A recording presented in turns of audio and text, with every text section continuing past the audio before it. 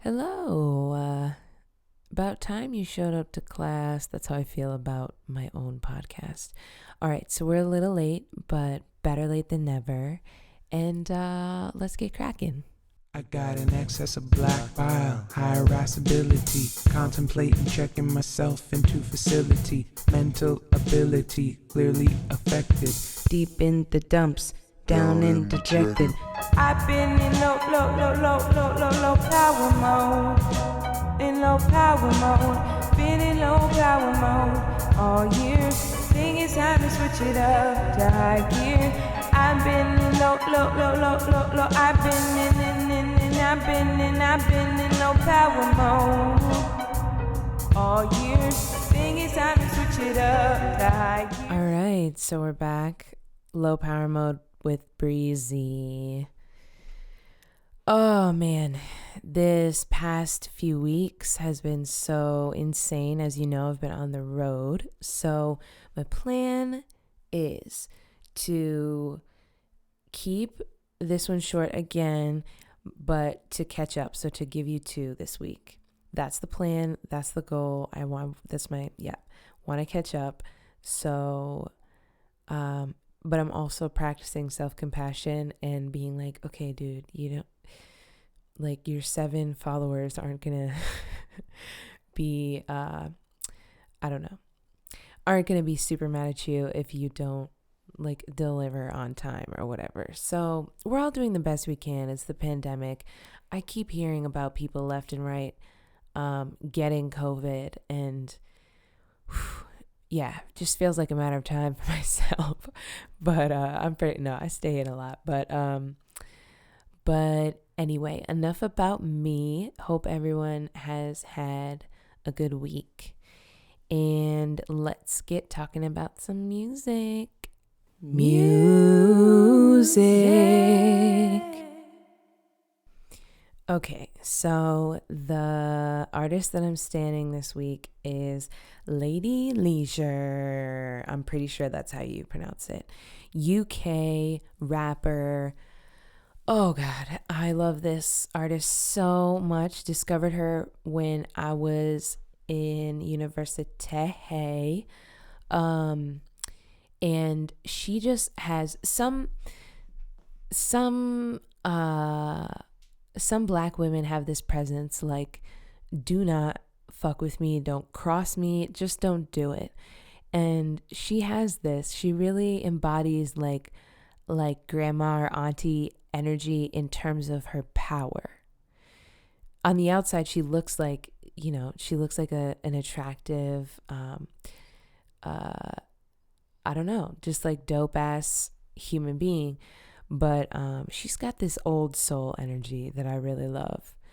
But I discovered her back in university, and she was doing these freestyles, and she would call them queen speech. Maybe that's another reason why I look at her as powerful,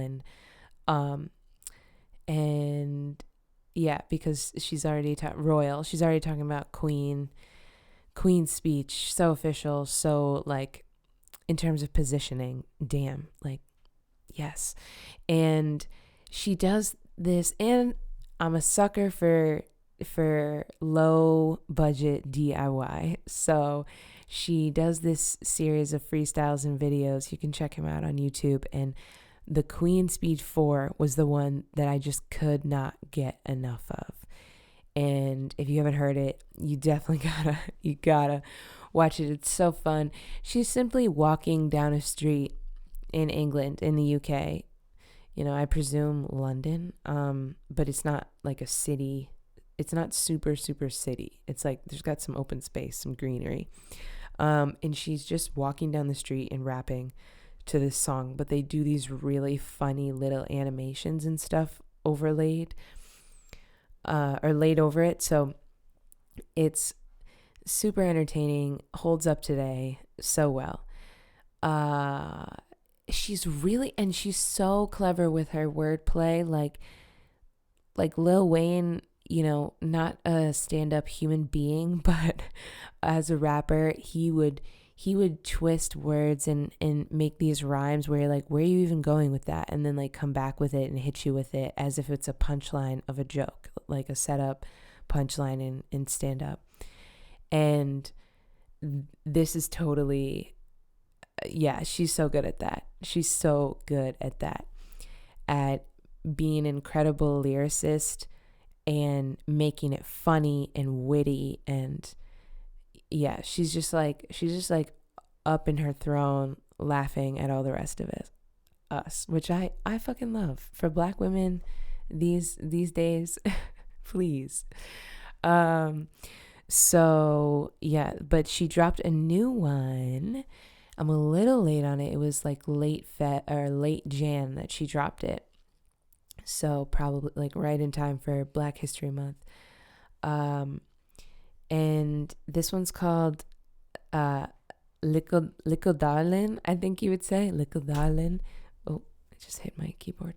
Oh, I love it. It's very old school, like hip hop, like Jamaica Island reggae beats sound. So perfect for like this lift in the weather that we're getting, and we're seeing the sun more. It's like, oh, you want to put this on for that.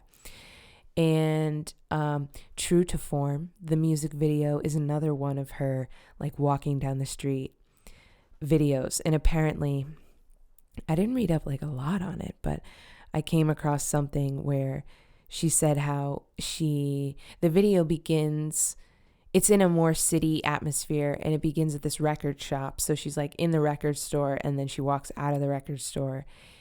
And apparently they did several takes, or like filmed the music video completely in front of the record store. And for safety, they were like, okay, let's do one take where she's coming out of the record store and like walking down the street.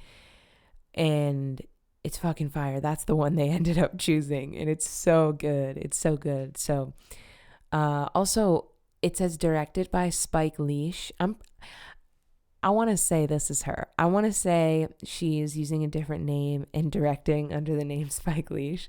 I'll look into it. But yeah, oh man, just like such a fighting spirit from Lady Leshurr. Like she's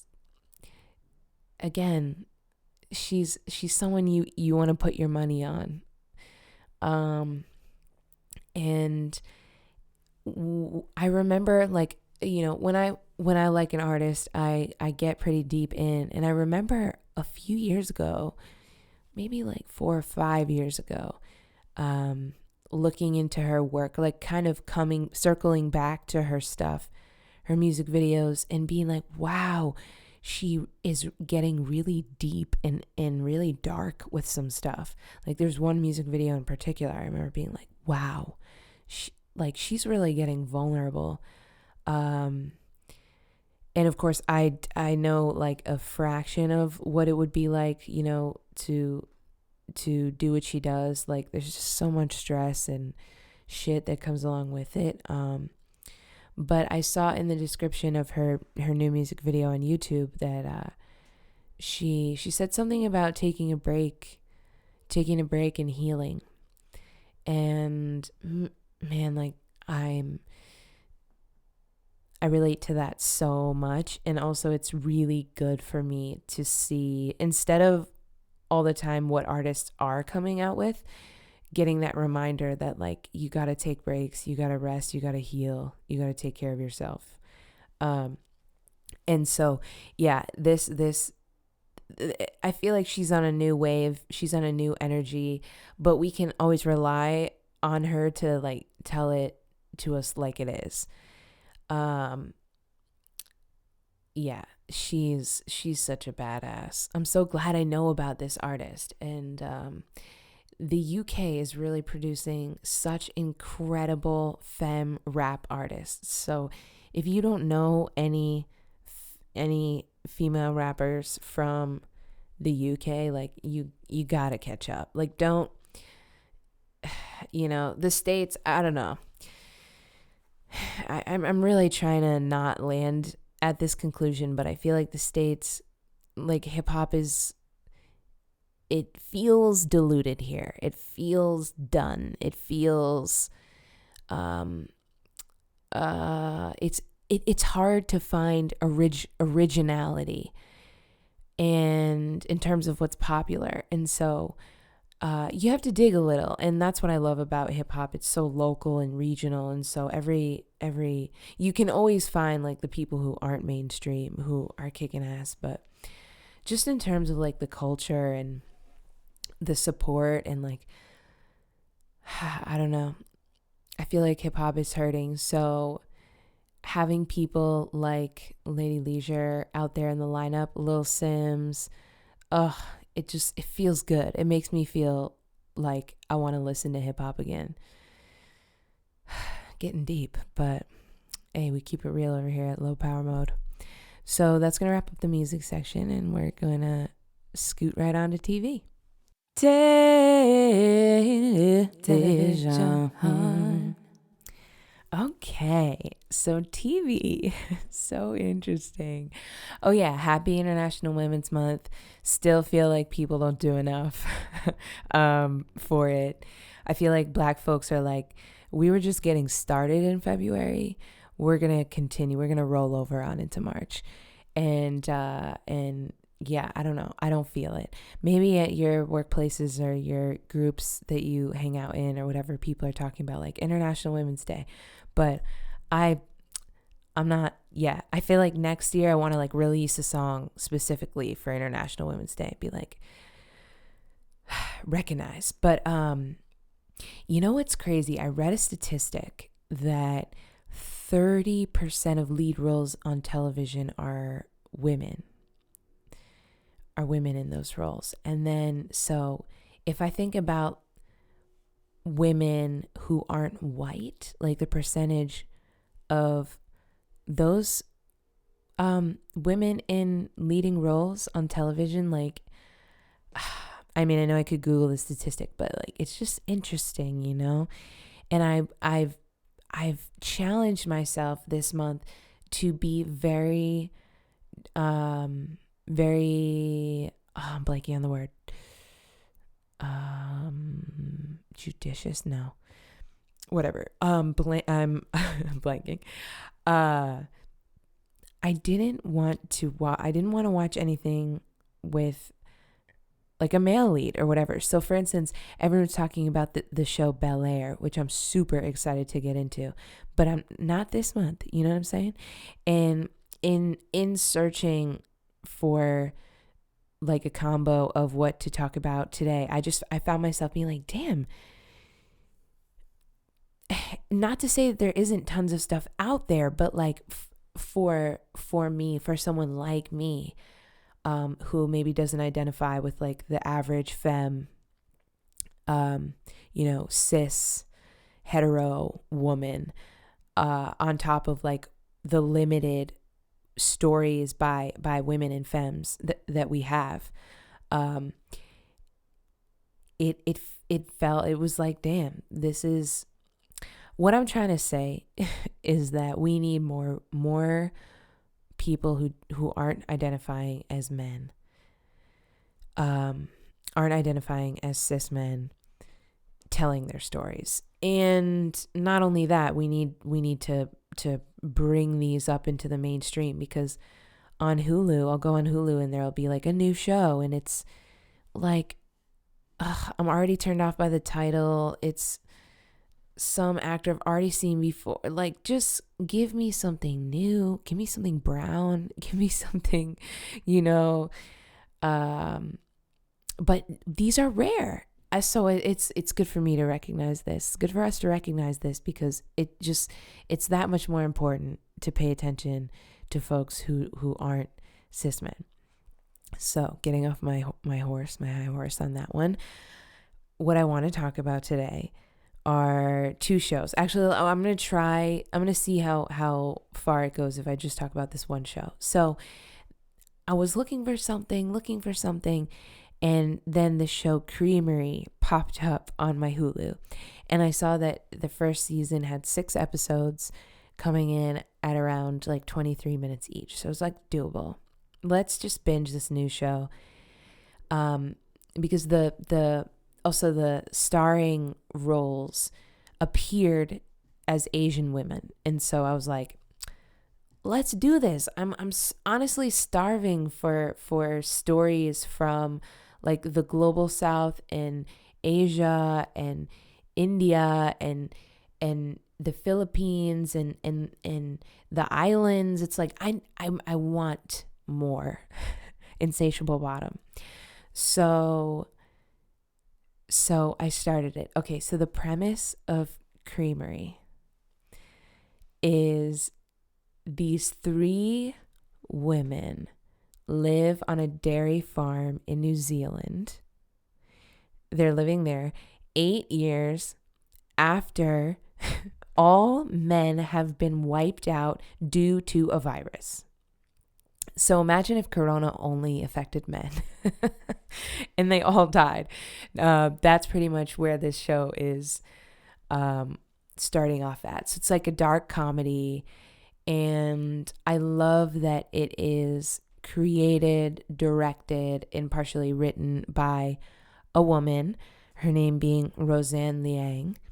And also the 3 women who are the main characters in Creamery, they were involved in writing it and creating it as well. So clearly these 4 women put their heads together and were like, let's make a show. So I gotta say, I still don't know what to make of it because I only watched it today. I'm getting...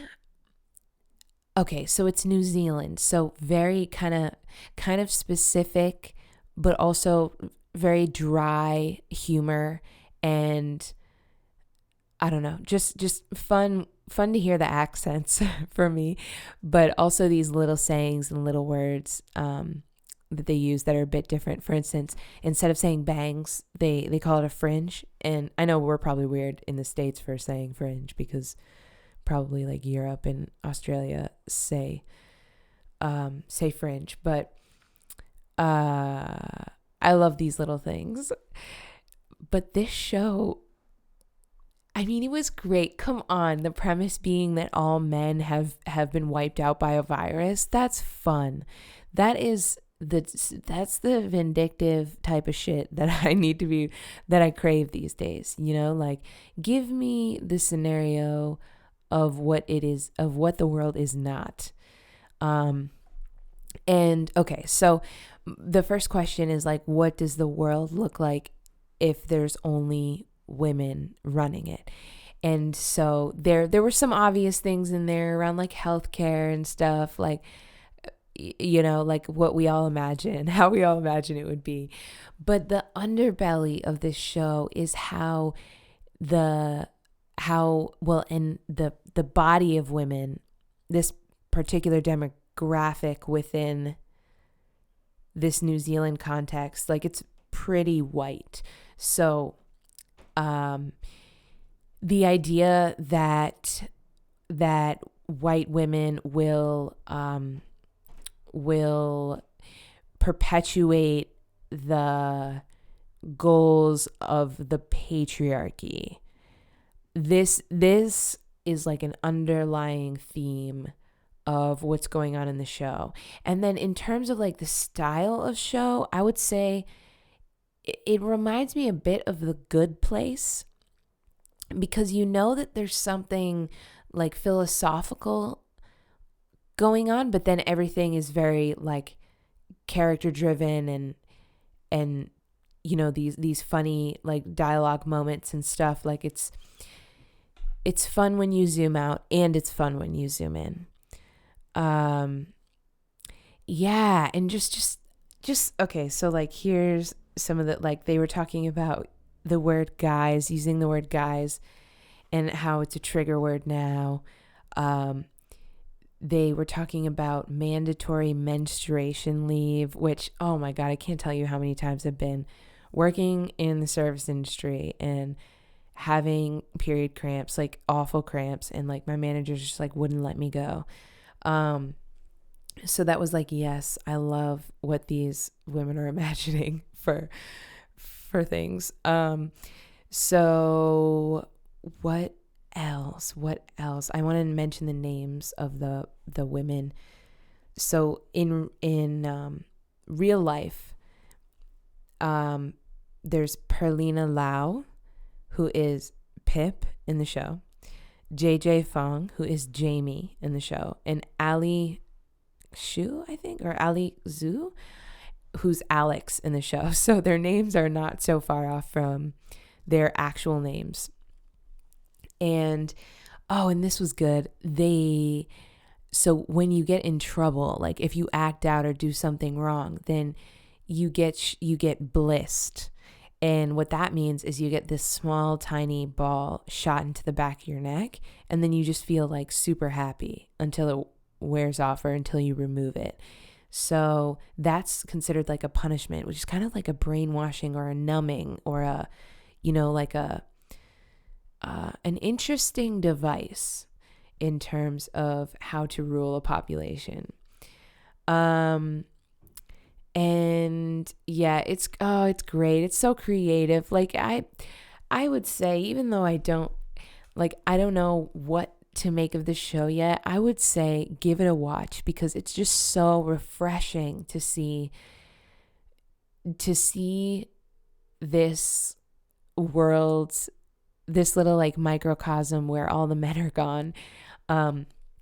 It's fun. And they have this organization called Wellness, and that's like the new sort of governing body, and they're hoarding all this sperm that was in the sperm banks pre the virus that took out all the men, so that they're able to like control everything, control the population and stuff, which is like, oof, race wise or like eugenics wise, that's so like there's a lot to play with there. And it's only the first season, so it's like, how developed are they going as they go, or is there like a real vision for this show? I'm so curious. I never saw The Handmaid's Tale, and I also imagine that there's some elements here that are like The Handmaid's Tale, but this is a short, fun comedy, light thing. This is not Handmaid's Tale. Even though I haven't seen it, I know that it's pretty intense. So hopefully, yeah, like we'll probably get there eventually, but yeah, that's kind of the style show that I'm getting. Oh, I love that they say "oh my goddess" instead of "oh my god." Small, but also they have the theme of abundance in the show. An abundant future is like code for being able to reproduce or for having children in this new climate. And also that underlying theme of women just being here to reproduce, or that being where you put your value, is so great. There's one scene kind of towards the end of the first season where one of the main characters is on a ride with a little girl, and the little girl is like, I can't wait to be an abundant, what did she say? I can't wait to be an abundant mother. And something about acknowledging the power of her vulva. So of course it's fun to see like a young girl knowing the word vulva and the power in it. But it's twisting it. It's twisting it in this super dark way where you're like, oh my God, you mean the power of your vulva to bring babies into the world? Because like I would say the vulva has a lot of power or outside of bringing babies into the world. So yeah, and this episode, this was fun.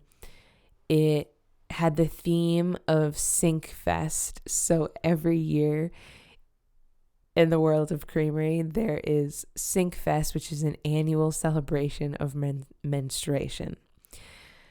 Just hilarious. Come on, that's fun. That is fucking fun. And there's like a menstrual, cycle ride at the fair, and there's like menstruation tent or menses tent where everyone gets a hot water bottle and like a starter pack for their when they begin to have their period. And it's funny, fun, light, but also having some deeper messages going on in there. Yeah, I gotta say, I really enjoyed it. It also so there's a character, there's a main character, Alex. So who is that in real life? Ali Sue or Shu. She kind of gives me this Aquafina vibe. Aquafina is a rapper and actor, but not quite as Aquafina-esque. And then this other actress, Jamie. So JJ Fong, is the actor, the person. She's also got like a kind of like independent, fierce kind of mask vibe. And then Perlina Lau, who plays Pip, she is just hysterical. Like she's like the comic relief. She's kind of like the person who's trying to be a good friend, and she loves E.T. and the relationship between E.T. and Elliot, and it like talks about that as her model of friendship. And she has so many funny lines in this show. Like you think you're paying attention to, like, you think other people are carrying the scene with it, and then you see her and it's like, oh my God, she's hysterical. Also, the woman who plays this white woman who plays she plays the character Lane, who's like she's pregnant and she's older and she's like the head bitch in charge, and she does an incredible job as well of being a dramatic actress who definitely knows comedy, because it's really fun to watch. Yeah, after talking about it, I gotta say, I recommend the show. I don't know where we're going. Like, it'll be very interesting to see how it unfolds. But off of the top, it's so fun. I don't want to give too much away. I could talk about another aspect that I like, but I don't want to give too much away. So I'm like, should I end? Yeah. I'll end my Creamery segment here. But I'm plugging it. I'm officially plugging it. I think it's super fun and interesting and femme and just like, it's not just new and different characters and context for a similar situation, but it's great. It's like the efforts of these people making it to the Hulu screen. Like, apparently this show came out, locally and then was released onto Hulu. I need more. Yeah, loving it. So check out Creamery, and let's keep it moving. Movies. Film. All right, so I'm kind of cheating a little bit with film this week, but I moved. So instead of an actual film, I'm talking about a TED Talk. Remember those? Are you still watching those? I remember going through a really big phase of watching TED Talks. This was circa like Elizabeth, what was her name? Elizabeth Gilbert. She wrote Eat, Pray, Love, and it was like the movie was out and everything, and so she like did a TED Talk, but she did a really good TED Talk about creativity. And like J.K. Rowling was doing like speeches for Harvard that ended up on TED. And yeah, I remember for a while there being super influenced by TED Talks. And so yeah, this one is Quinta Brunson. We've talked about her on this podcast before because of her ABC show Abbott Elementary. And I love to go back and see an artist's journey and all of that stuff. So I figured, why not talk about this? And it's the TED Talk is like 17 minutes. So it's also, if especially if you're creative, it's so refreshing and great to watch this. So the TED Talk is called I Like Myself, America, and You Can't Stop Me. Love Quinta. And pretty much what this is like a graduation. I'm guessing, I'm trying to put the piece together. It kind of feels like a TED Talk / graduation speech for the UCSD class of 2016. Who knows? They were killing lots of birds with one single stone. I don't know what the plan was, but YouTube brought this up, on my page. And even though the guy in The Social Dilemma says that you're not supposed to click on videos that are recommended for you, I did, and here we are. So, I Like Myself, America, and You Can't Stop Me. Oh, God. It's just like so close to my heart. I don't even know where to start. Okay, so a little bit about Quinta, maybe. So, she's talking about her experience kind of coming up through media, through social media, through viral web culture like Vine and Instagram. And she worked for BuzzFeed and was the first BuzzFeed motion pictures, because apparently BuzzFeed has a production company. She was the first BuzzFeed motion pictures producer to be signed under contract to write, direct, star, and produce in her own projects within the media company's studio division.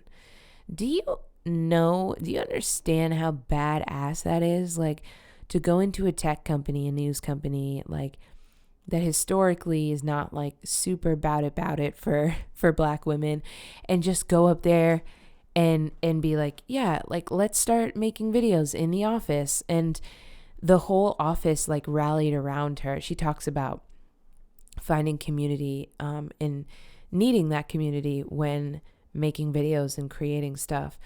But it was really interesting to hear about her whole journey. I guess as a kid, she knew she wanted to act and be in entertainment.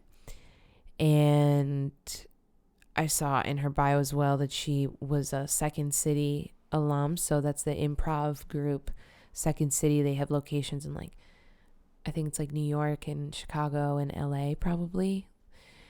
Kind of similar to Groundlings.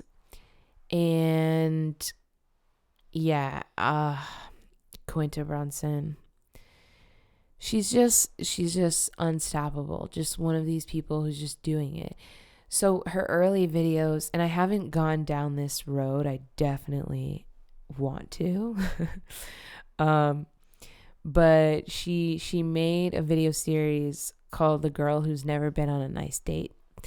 And she talks about it in her TED Talk. But just the impetus, that it takes to like make these videos, even at like such a low budget or quality. I love that. Like, just do it, just do it. And she does. And so she made this video. It went super viral. She kind of got in at BuzzFeed.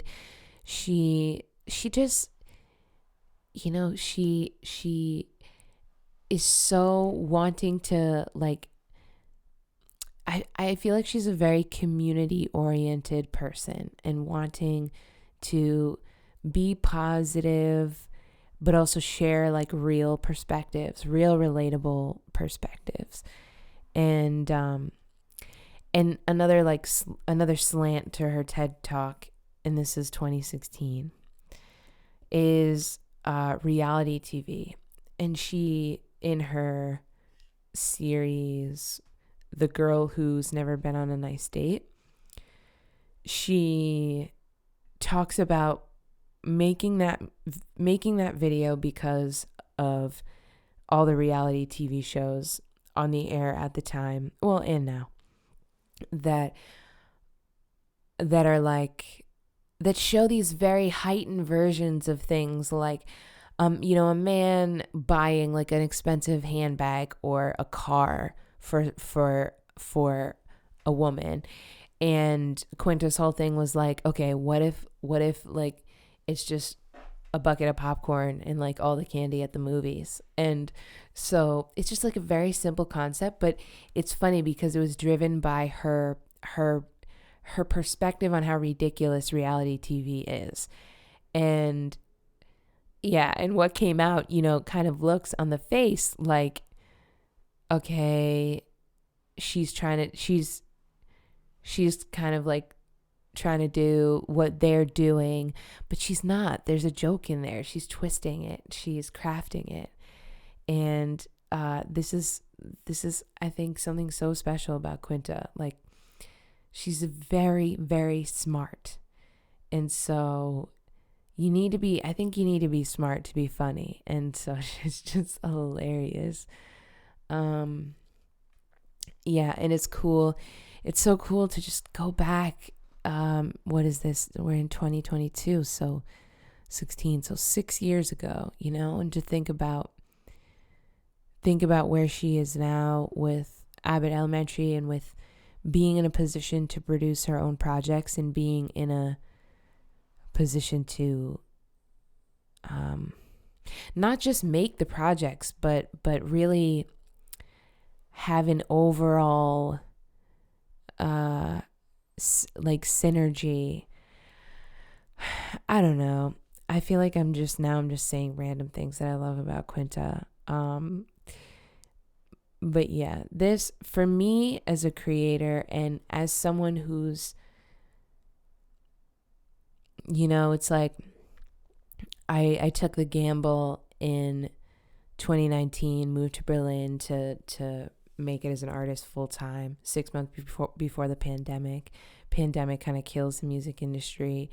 And now it's like, okay, I'm always going to be making music, but where does it make sense to spend the time, like put the energy in? And lately it's just been like, I think I'm gearing up to make some videos, some sort of weird series or some sort of improv-y clip thing. I don't know, she makes me, especially watching this video, makes me want to just go out and do it and meet other people who are doing it and just be a part of the scene.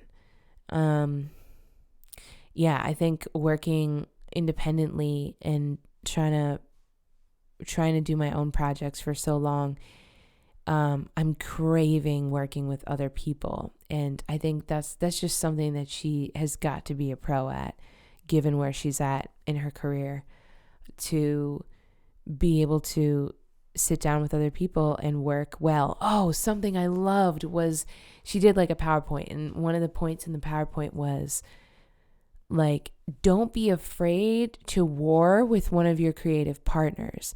Like, don't be afraid to get into a disagreement about a creative project that you're working on that you care about. Like, you can argue, you can have different points of view and that sort of thing. Obviously there needs to be some sort of protocol where like you can, shot caller or medium person, or I don't know, but there's all the way to creativity is such a harried path, so many different ways.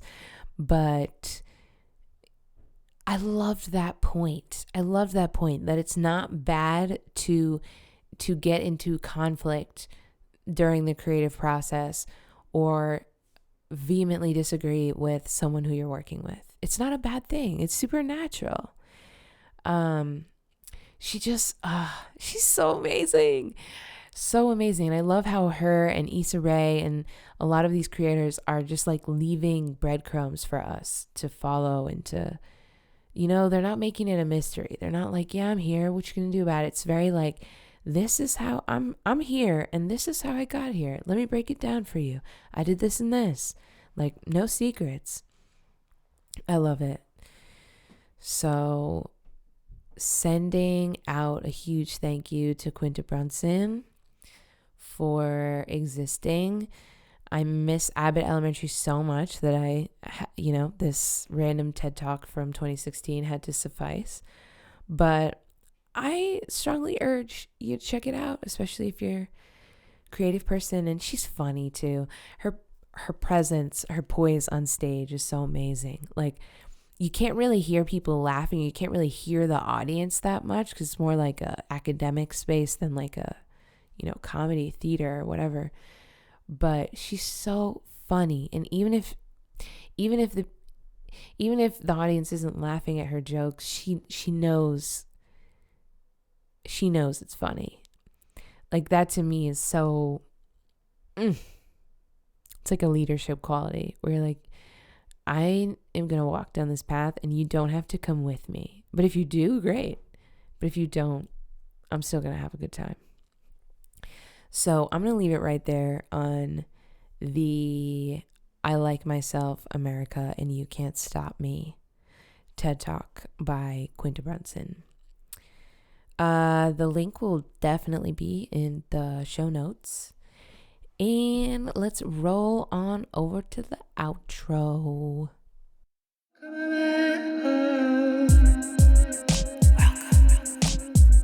Hey, listen, sometimes you gotta check in with yourself.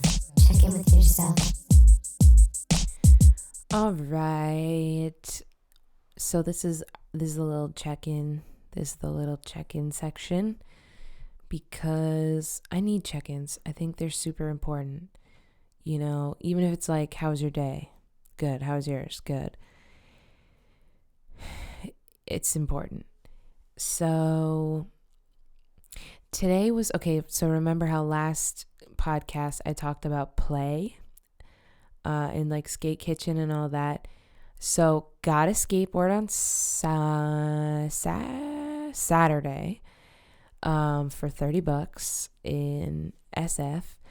And have been just itching to use it. So yeah, I like tested it out so briefly the day that I got it, and then what's today? Monday. Yeah, Monday. So I had to go so also finally put the low power mode postcards in the mail. If you haven't given me your address, please message me on Patreon, and I'm so happy to send you one of the cool low power mode podcast postcards. Ooh, that's a mouthful.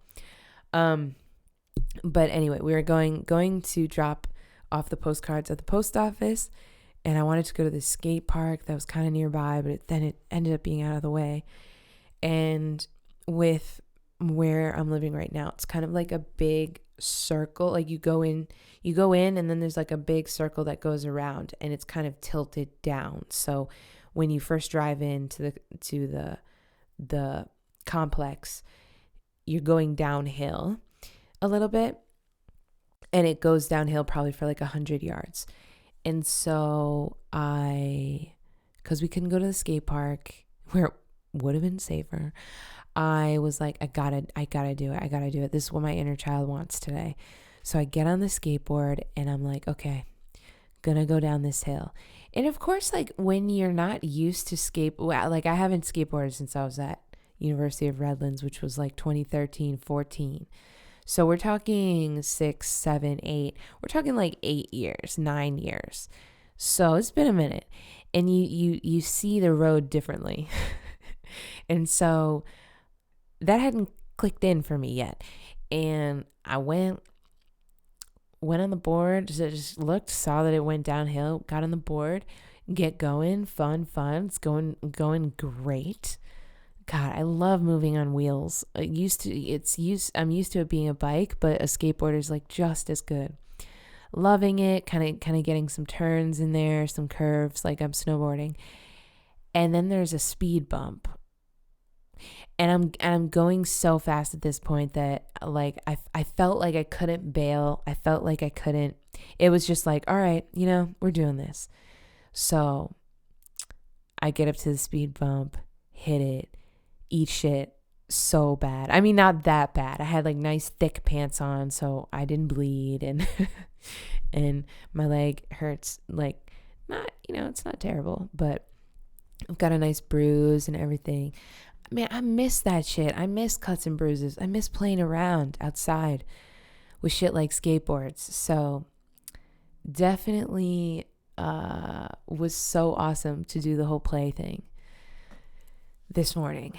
I also was super intentional about doing it in the morning because I didn't want like the neighborhood kids, like the middle schoolers, to like make fun of me, be like, why is there a 33-year-old eating shit on a skateboard while we're trying to play, whatever the kids play these days. That's why I tried in the morning. So yeah. Then towards the end of the day, there was a workshop on, they call them groupinars, a groupinar on BetterHelp, called like trauma recovery or whatever. And I know that I have PTSD. I've been diagnosed with PTSD. But I haven't really sat down and been like, okay, what does this mean for me? Like, I haven't connected all the dots with the diagnosis, because it still feels strange to me, because I'm so used to associating PTSD with either like war or sexual assault.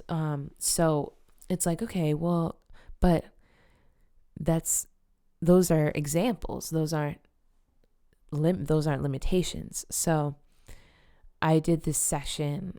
Well, it was just like attending, a PowerPoint presentation, but the therapist was amazing. He had a PhD, and he was just awesome. You could just tell he's so knowledgeable about what he does. And so in the beginning, I was like, oh, yeah, I know what trauma is, blah, blah, blah, blah. And then once they say that like for PTSD, there's like 25, what are they called? Symptoms? No. 25 symptoms, yeah. But they can reduce them all down to 4. And the 4 symptoms are re-experiencing, avoidance, numbing, and hyperarousal, which is kind of like fight or flight. Now it's fight, flight, or freeze. Now when I was in university studying psychology, it was the DSM-4, and it was fight or flight. Now it's fight, flight, or freeze, and they call it FFF. So psychology is changing, people. All right, so they drop these. It's like, okay, sure, and then they like go into each one in detail, and the avoidance one just hit me. It hit me so hard. I know I do this. I know I've been doing this as a response to trauma, but to have it all laid out like very objectively and like non-confrontationally for you, it's like wow. Yeah, the therapist said everyone practices avoidance. So it's not like, oh my God, shame on you. You avoid things you should deal with. It's like, okay, we're probably talking about like everybody. But if you want to be happy, if you want to reach pleasure and joy and, meaning in life, you got to work past these roadblocks. And yeah, that's really what PTSD feels like to me. It feels like being stuck. But it was so awesome. Like, I really feel empowered by this session, because the whole message was like, you can retrain yourself to reflect instead of react. So as a trigger happens, instead of behaving the way your body always behaves to let you know, hey, this is a trigger, I'm feeling vulnerable, and you need to do something, and then react, to kind of take a back seat and be able to reflect and recognize what's going on in the situation, therefore not reacting, but reflecting, inevitably resulting in easier behavior. So I love this. This is definitely like my new long-term goal, is to when I'm ready, because I'm not going to rush myself, get to this point where I get triggered, because I get triggered all the time, but when I get triggered, and then I can reflect and figure out like some mental exercise or practice instead of reacting. Yeah, that's the goal. It's really exciting for me. I know it sounds kind of lame or whatever, but I don't know. I feel like Instagram and social media, and even like WhatsApp and messaging, like the phone is such a triggering like device for me. So I know that I need to work on this and make my world feel more safe. But it's tricky when you have motherfuckers texting you, messaging you on this, that, and the other platform, and it's like you can't even keep them all straight. We have no barrier, It's like if you know the person, then they can just come in swinging. So, yeah. But I'm slowly gaining my confidence and slowly becoming more comfortable with like what feels safe and good to me. And if people can't get with that when I'm talking to them compassionately, like it's also okay to let go.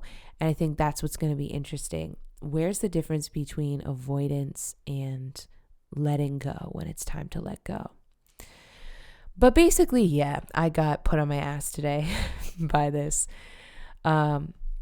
So if you need it, I can highly, highly recommend BetterHelp. And I think it's in the notes for an episode or two ago. I can put it in again.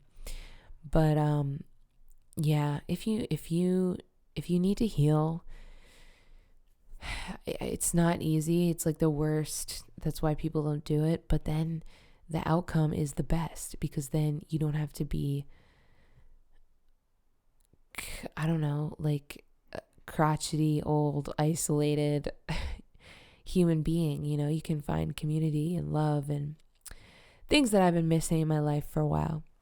So ready for the challenge. Hope everyone is starting to get a little lift, because the weather and the sun and the spring and the daylight savings time. I just realized that like there's daylight savings time, and then what's it called? Daylight time, I guess. So instead of like EST and PST, it's EDT and PDT. I legit thought that they changed the names. I was like, oh, it's PDT now? We're not doing PST anymore? Bitch, it's about the daylight savings thing. We're getting it. Slowly but surely, we're getting it. All right, that's all I have for you this week. Gonna hit you this week with another one. That's the goal. Thanks for sticking with me. Sending much love. And until next time. I've been in low power mode. In low power mode. Been in low power mode all year. Think it's time to switch it up to high gear. I've been in low. I've been in low power mode all year. Think it's time to switch it up to high gear.